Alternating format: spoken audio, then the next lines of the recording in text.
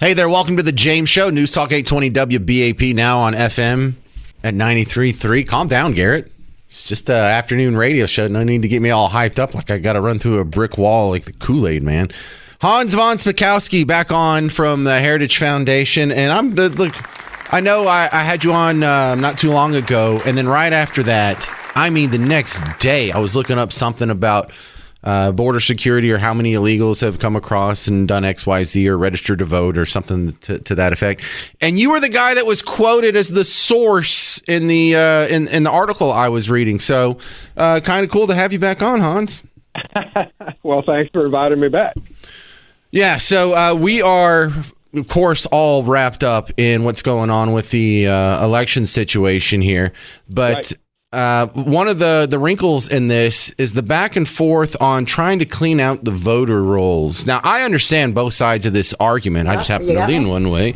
But I understand why people don't want too many names that are kicked off the voter rolls, because you run the risk of disenfranchising eligible voters. But if you leave names, if you don't clean up the voter rolls, you open it up to false votes. So when we're talking about election security versus maintaining people's rights, where do you stand on this? How's it going in that fight, Hans? Well, yeah, but one thing you need to understand, that this claim, and this is constantly coming from folks on the left side of the political aisle, that you are going to disenfranchise voters if they are taken off the rolls. That is simply completely false, and let me tell you why. In 2002, Congress, the last big bill Congress passed on voting was called the Help America Vote Act. And one of the provisions it put in is it required states to put in provisional ballots. Here's what that means. Let's say that, Texas recently announced that it had taken 6,500 aliens off the voter rolls. Well, let's assume one of those was a mistake. Under that federal requirement, if you show up at your polling place and they say to you, "Oh, well, you're not listed as a registered voter. You were taken off because you're not a U.S. citizen," under that provision, you have a right to say, "Actually, no, I'm an eligible voter. I was registered to vote. You have to let me vote." And the election officials are required under federal law to hand you a provisional ballot. It's a regular ballot. You vote it. You put it in an envelope, and then they attach to it a form that you fill out in which you provide details. And in this case, you would say, "No, I was registered to vote. I am a U.S. citizen." And is that like an affidavit or something? Yeah, and okay. What happens is after Election Day, election officials, again, by federal law, are required to investigate each one of those provisional ballots, determine if they made a mistake, and if they made a mistake, they have to count your vote. So, yeah, it might inconvenience somebody occasionally when they make a mistake, but this idea that all these people won't be able to vote, that is just a lie spread by the left that neglects to mention this provision, which has been in effect now all over the country for more than, 20 years. Yeah, so one of the speculations on, how do you cheat, not just cheat, get away with it, Hans. That's the dastardly part. Anybody can go fill out fake ballots, but you have to have this special concoction here of both dead names on the ballot, and whether they're physically dead or they moved to another jurisdiction, whatever. You have to have some people that are registered to vote that didn't vote, and then you also have to have the ability to get them in the system and have them not be checked with either like the signature verification or showing a voter ID or postmark verification or any of that. So when you have someone that's pushing for both of those policies, the push and the pull, that's got to be super suspicious. Like, why else would you want all of these policies in tandem if not to cheat? Well, look, I have to agree with you. And look, for folks who say, "Oh, that kind of thing doesn't happen," listen, you may have seen that just recently, this year, a judge in Harris County just overturned a judicial election there. There were 1 million votes cast in that one judicial race in Harris County. Harris County is, one of the biggest states. It's Houston. Yeah, we know it. Yeah, it's Houston. Well, there were 1 million votes cast. The margin of victory in this state judicial race was a little under 500 votes, but a judge overturned it. Why? he found 1,400 illegal votes were cast in that election, including about 1,000 people who weren't actually living where they claimed they were. They didn't actually live there, even though they were registered there. Oh, listen, you don't have to tell me. You guys, heritage.org, y'all have the voter fraud database. And so what's the count up? Proven instances of voter fraud, like 1,500 you guys are at now? We're approaching 1,600. Well, that's fantastic work. For the people who say, well, there's been like 2 billion votes cast and only like 3 people have ever been convicted of fraud in court. They're lying, and we have the evidence right here. Some of this was put together by my guest, Hans von Spakowski. You can find it at heritage.org. Heritage.org/voter fraud. I'm looking at it right now. Thank you, Hans. Thanks for having me. All right, great segment. Perfect time to talk about that, too. Go check it out. You know what's up. You know it's a little suspicious. And you know that there's actually plenty of evidence that people do squirrely things when it comes to sneaking in ballots in elections. I mean, you know it. 800-288-9227. 800-288-9227.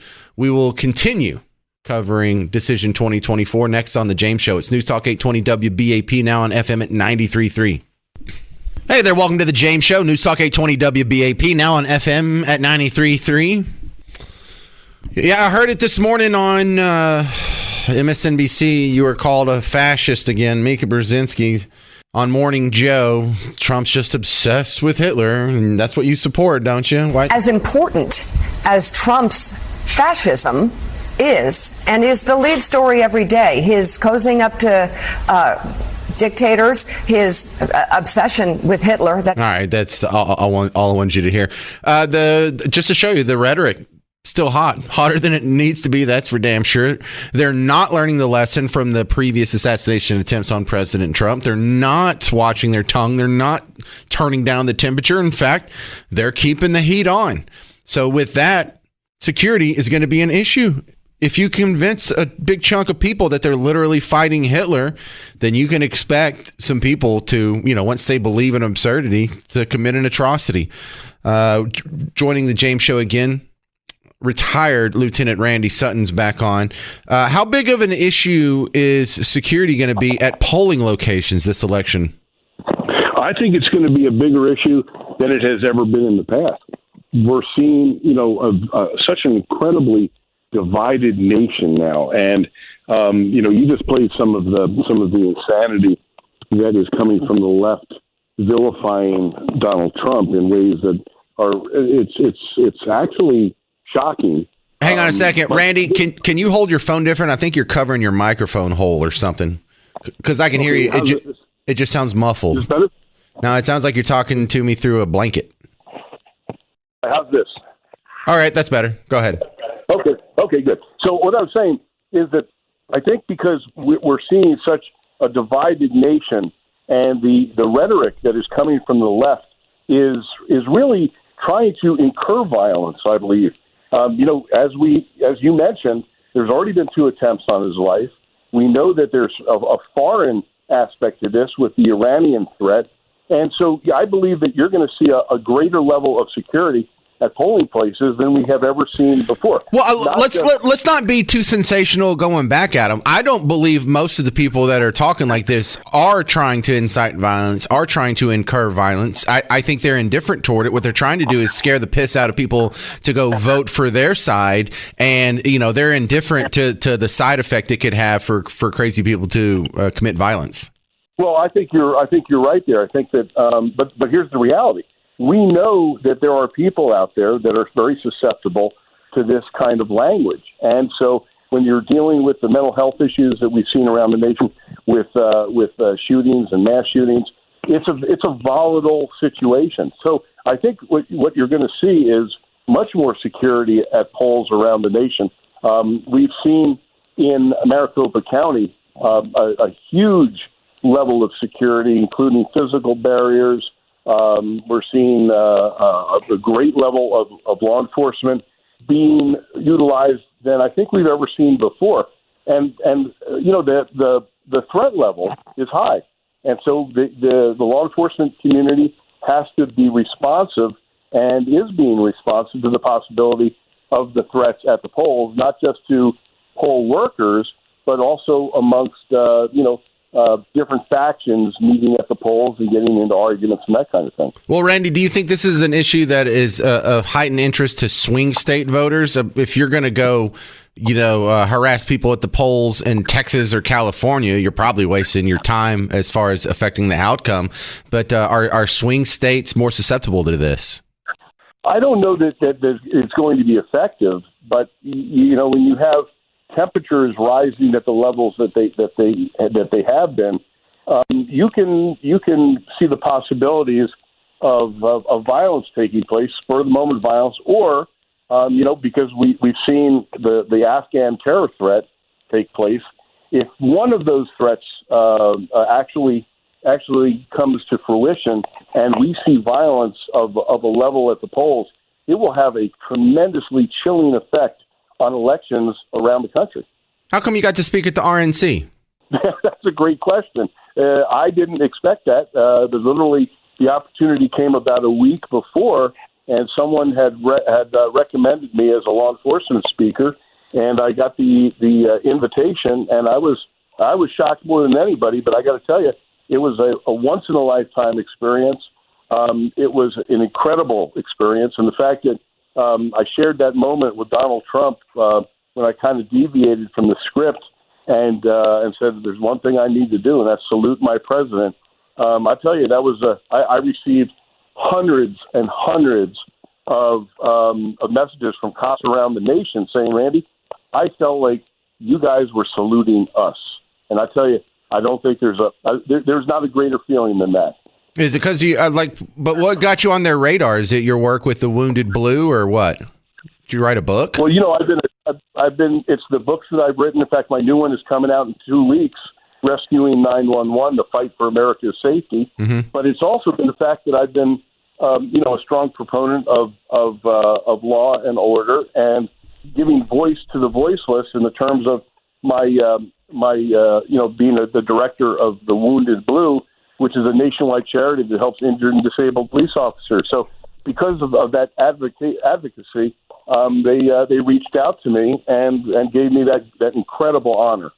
Well, look at that. Randy Sutton, the website we're talking about, thewoundedblue.org, is his cause célèbre. But we'll be looking for your books, too. Thanks for being on the show again, Randy. It's always a pleasure. Thanks for having me. All right. Thank you very much. Coming up next, I'm going to read you some more of the James Show reporters from early voting that I've gotten through email, a couple of Facebook messages. If you have a report on your early voting experience, I would like to hear from some of my live freelance reporters on the phone. 800-288-9227. 800-288-9227. More early voting reports next on The James Show. I'm James Parker. It's News Talk 820 WBAP, now on FM at 93.3. My next guest is a returning guest. David Hamilton's back on from the America's Future series. Welcome back to The James Show. Glad to have you back on, David. Glad to be here. All right, so when we talk to America's Future series, you guys are more attuned to global events, and on a normal election cycle, the top story would be North Korean troops are now fighting with Russia against Ukraine and America. I mean, we're a little more than just a passive ally at this point. So if it wasn't for the election going on, people would be talking about the start of World War III. How dire is it, David? Well, it's very dire, and it's your point is exactly right. We downplay this. We want to think about other things, whatever's going on in sports, or the Kardashians, or internal fighting amongst ourselves, when we should be focused on something that could escalate to World War III. And the callous approach to saying, hey, we're close to World War III, and not really taking that seriously is really concerning for us as a society and a civilization. The North Koreans believe that they're at war with us, that we, have a ceasefire. They have never believed that we're not at war. The North Koreans and the Chinese solemnly believe that we invaded North Korea in order to invade China. That's their worldview. They actually truly believe that.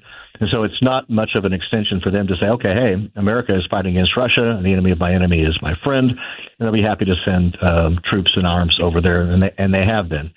And, of course, the South Koreans are talking about sending their troops over there, and this is a sort of escalation that was warned about at the beginning of this war, that we could see another World War I or World War II, where all of these alliances lead to a conflagration, and we end up escalating, and that's what we're doing. And I'm really dismayed that the President administration, especially under the leadership of Blinken, don't seem to really have any interest in negotiating any kind of a settlement and ending this war.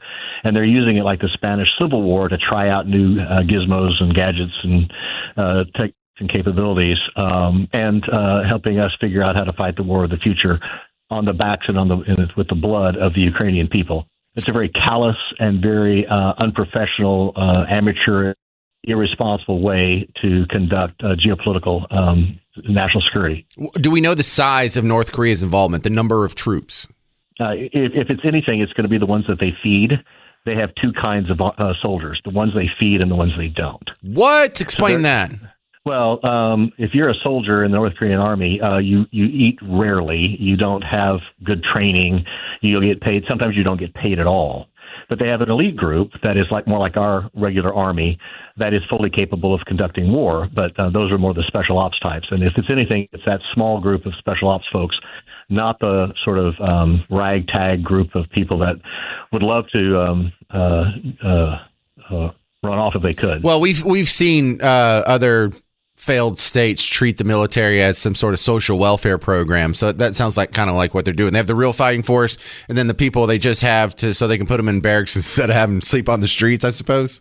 Yeah, well, and they're cannon fodder, so they'll sacrifice those. But in a situation like this, where they really need people to actually to work and do real work, and to spend the money to ship them over there, they'll send their better people. When they're defending their own homeland, they'll put these human meat shields, these low level people out front to absorb bullets. We've seen the Iranians do that with the Iran-Iraq war. That's what they would do. But they would send the kids over the hill. Yeah, with a book and a key and all that. So they're not doing that. They're sending their best and their brightest for this. And we really have to get serious. We have to have a conversation as Americans and say, enough is enough. Let's take Russia out of Ukraine and no Ukraine in NATO and go back to a pre-war setting. This is what happens when someone like Putin gets his back up against the wall. It's becoming too expensive. He's losing. It drags on. This is the kind of escalation that naturally happens. Why we wouldn't think this would happen is beyond me. It happens every time. Right. And if we want to end up in a full-blown World War III where we push Putin up against the wall so bad that he has to use nukes or have a nuclear accident, quote unquote, that's what we're going to have if we don't step up and have leadership. And you're absolutely right. It's because we're during the middle of an election cycle that we're willing to put this off and let this sort of fester. We'll see what happens after the election. I hope someone has the leadership, the character to say enough is enough. And we love you, Ukraine, but this has to end. Give me the 30-second pitch on America's Future series. We are a non-political think tank and speaker series. We focus on U.S. global competitiveness and national security issues. We host events from time to time that raise money for worthy military causes, and we would love any of your folks to come to them. And I want you to come to my next one, sir. When is the next one? We'll be at South by Southwest in Austin with our Dual Use Technology Summit. But our next one for sure, we'll be honoring Admiral McCraven in September of 2025, and I've got a seat waiting for you for that. Oh, well, if I haven't been fired by then, I'd love to go. All right. Thank you very much, David Hamilton, America's Future series. Be sure to look it up. Got a lot of good information, including the dietary restrictions of the North Korean military. 800-288-9227. We will continue with your reports from the early voting experiences around North Texas on The James Show. I'm James Parker. It's News Talk 820 WBAP, now on FM at 93.3. Welcome to The James Show, News Talk 820 WBAP, now on FM at 93.3. Well, as strange as this election season has been, did you know that there is a widening gender pay gap? You'd think that would come up at some of the debates. You think that would be asked by press conferences. Well, only one side does press conferences. But for the side that does do press conferences, you think they'd be getting a question about it, or it would be brought up. Julie Bauke from the Bauke Group. Where did this come from? We have a widening gender pay gap? Yeah, it's always been there. And I think the base reasons for it, which we can go over, at least in my experience, are still there. But this report came out and they said post-COVID, it's the first statistically significant drop. So it used to be 84 cents on the dollar. Now it's 83 cents. And part of that, when you look at let's call it the pandemic effect. The jobs that were hit really hard during the pandemic were a lot of caregiver, kind of hands-on caregiver jobs, hospitality, retail, and those really took a hit. And women make up the majority of the people in those professions. And then COVID, everything gets back to normal. People are going back to work. Well, especially caregiving.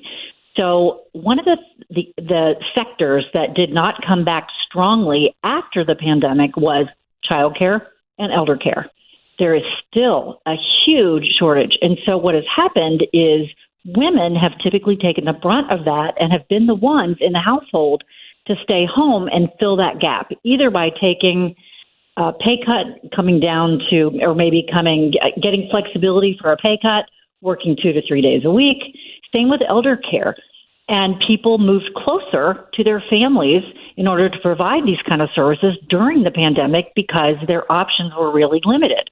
And those professions have not always struggled to find good people. And it's really not come back. And so women are bearing the brunt of the trickle-down effect, I guess you'd say, of the jobs that still continue, that really never came back to pre-pandemic levels. And so I think that's the COVID portion of the impact. Well, that doesn't even sound like, I don't want to say it's not a problem, but that doesn't sound like some sort of issue that needs to be solved or addressed. It's just the lingering effects of the horrible convulsions we went through about 4 years ago. Yeah. Now let's talk about some of those other things that have always existed. Right. And I find that women are, and this is the data shows, and it's anecdotally true as well, when women are going into new roles, new jobs, or they're being promoted, they are less likely to negotiate than men are for new jobs. And where men are much more aggressive in saying, oh, you were going to pay me this much? Well, how much this much? They don't see that as a bad thing to do. And it isn't a bad thing to do, because most HR departments would tell you there is still money on the table and they are expecting you to negotiate. So when then, as a woman, if you don't negotiate, you start at a lower level. Right. And you never really catch up. And so that's something that I talk to women about all the time, is how can you understand your value and negotiate for your value? And that's a piece of it. And then we also often take an off ramp for a while, take care of kids or parents. And when we come back, even though we may still have the same skills we left with, compared to the men who didn't leave the workforce for 2 years, let's say, we're going to be behind because we have 2 years less experience. And so it's a really, really tricky number to get your arms around. Some companies do a really good job of factoring in all of that when they compute their own in-company pay gap. Procter & Gamble is one of them. They will adjust for things like performance, length of service, some of the education, some of those other things that sometimes the raw numbers don't give us. All right. The Bauke Group does career coaching. When does someone need a career coach? When does someone need a career coach? Yeah. Is that the question? I'm sorry. Okay. We work with people who are, I would say, sort of in a career cul-de-sac. They're trying to figure out what their next best move could be. They're generally looking for a career change or a way to pivot and use their skills differently. Maybe it's because they're in a different life stage. Maybe it's because they've lost a job. And so we help people figure out what the next best move is for them, because it's lonely and really challenging to do it on your own, because we're not really good at self-assessment and seeing our possibilities. And we pull that all out of people.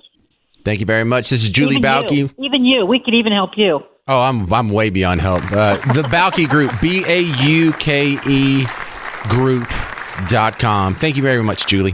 You're welcome. All right, coming up next, I'm going to get a full-throated defense of a great American institution, McDonald's. I talked about this a little bit on yesterday's show, but this story just keeps getting worse. So I did a little digging myself, and you'll see the results of my investigation into the McDonald's drive-thru, at least the one over here downtown. Coming up next on The James Show, I'm James Parker. It's News Talk 820 WBAP, now on FM at 93.3. Hey there, welcome to The James Show, News Talk 820 WBAP, now on FM at 93.3. McDonald's has been in the news quite a bit lately. McDonald's has been one of the many, many sort of subplots that's been bubbling under the surface in Decision 2024. And it centered around the idea that Kamala Harris may be lying about her previous work experience at McDonald's. She says she worked at McDonald's back in the day, and a surrogate has said, or I think it was her sister, said which one it was. It was like on 5th Street in Alameda. And I went and looked it up on Google Maps. There's still a McDonald's there now. So there's some evidence. It's not like a Christine Blasey Ford sexual assault accusation or who's the other one, E. Jean Carroll. Like, well, I don't know what year it happened or where it happened, but it definitely happened. No, we at least have some sort of a narrowed down timetable, and we also have a location. But McDonald's keeps records on such things, and it's not like it's an international McDonald's. You know, she went to the middle school and high school in Montreal. And so maybe there would be like some sort of barrier to getting the records because it's a foreign country. No, nothing like that. It was supposedly in America. And the fuel to the fire is that there was someone online who, I mean, just that's what it is. It was someone online. I have no way of verifying what they say are true, but it was being passed around. Someone's like, listen, I work at McDonald's corporate. I tried to look it up to exonerate her, and I couldn't find any record of a Kamala Harris working at any McDonald's. So for what that's worth, it didn't get picked up by the media at large. And so it still remained a rumor. It still remained a conspiracy theory or something that crazy MAGA-tards believe. But there was also the coincidence of she stopped mentioning it, which makes me and you both think that, well, if it's so true, why would you stop mentioning it? If it's something that you know is true, why wouldn't you harp on that to make him look dumb? Like, hey, this idiot keeps saying I didn't work at McDonald's. I worked at McDonald's. Hell yeah. Here's someone who worked at McDonald's with me. Carlos, come out here. Come on. Here's someone else who worked with me. Here's my name tag, or here's a picture of me on day one. This is me folding up a McDLT or whatever. I don't know. But then McDonald's got in the hyper spotlight over the weekend. I know you know the story. Trump went there, dropped some fries, put on a apron, had a good few pictures taken, some good snapshots, some good sound bites of the people coming through, sort of highlighting that rumor, that conspiracy theory, forcing people to at least talk about it or have it come up in conversation again. Turned out to be a pretty good move politically. And then you find out in the next 48 hours after that happened, we had two things. Number one, there's a E. coli outbreak from what has been traced back to possibly contaminated onions on a quarter pounder. And then we had 3 senators day before yesterday, on Tuesday, send a public letter to McDonald's saying you're being investigated for price gouging. Yeah, I know everyone's been raising their prices by about 30% over the last 4 years, but we think you've raised yours by about 40%, and that's too much. And I don't believe in coincidences like that. McDonald's is being leaned on. Why are they being leaned on? Well, here's one of the warnings. If all of a sudden McDonald's magically, here with less than 12 days before the election, if they can find some sort of proof that she worked there, it's not believable at this point. The question has been floating out there. The rumors have been floating out there. The counterexamples have been floating out there for over a year now, and you just now found it 12 days, 11 days before the election.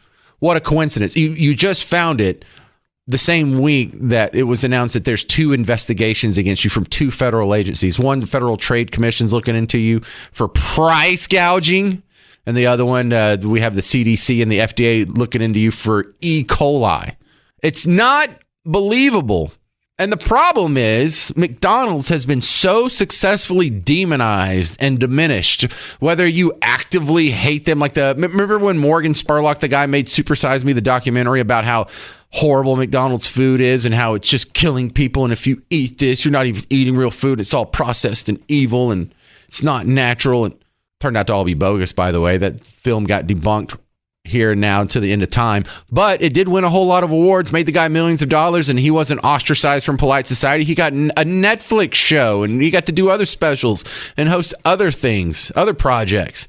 He got Me Too'd eventually. But there's just this general undercurrent of McDonald's hatred that I want to address, because no one wants to stand up for McDonald's, but damn it, I will. McDonald's is a great American institution.